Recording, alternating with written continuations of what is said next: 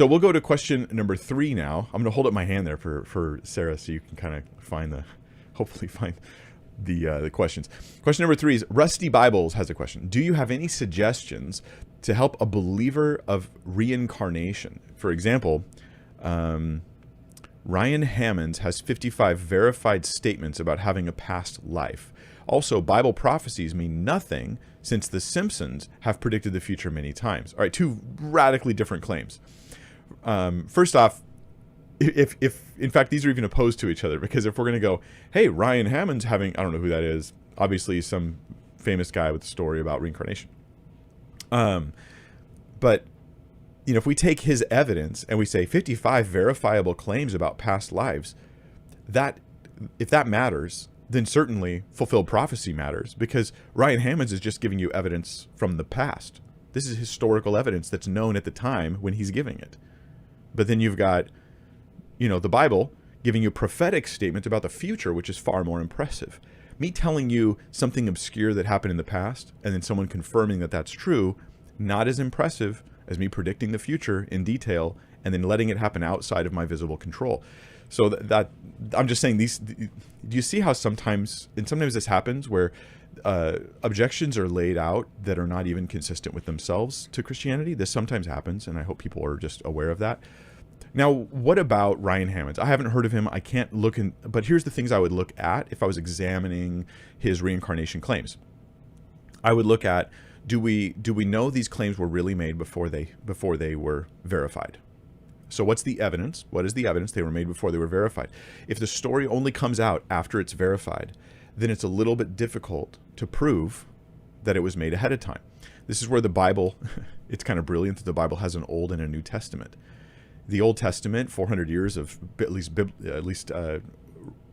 autographic silence. There's no writings that are happen, you know, between then and there. Between there and the New Testament. Even in Josephus, he writes about how like they just kind of thought prophecy had ceased after, you know, the last book of the Old Testament. And so we have hundreds and hundreds of years between prophecies about Jesus and their fulfillment. That's just about Jesus. We have other prophecies that were fulfilled in Scripture too. Not all of them are easy to prove. I wouldn't try to put everyone forward as proof, because some happened and they're just not as accessible to us, historically speaking. But yeah, I want to look at that. A reincarnation claim, I want to see, was it really, was the claim made before it was proven? Was the information accessible to the person making the claim when they made it?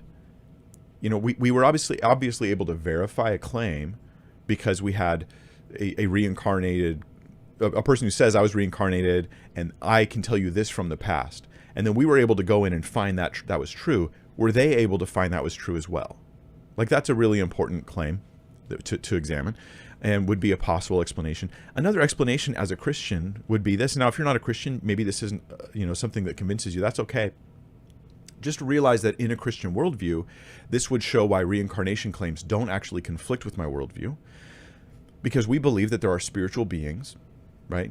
There is a spiritual world, a realm, you know, and we have angels, we have fallen angels and demons, that sort of stuff. So we think that information could have come from those sources that would have been there at the time.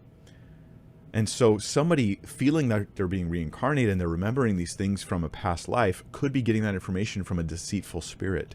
I think that is entirely possible. And I've seen it with my own eyes where some of the people who go into these, I'm reincarnated, and they go real deep into it, how they get spiritually dark and spiritually weird and scary. And so that would seem to be a soft confirmation that there's something evil, demonic going on in that situation. Now, as far as the Simpsons predicting the future many times, I've heard that was a hoax. So you might want to check into that.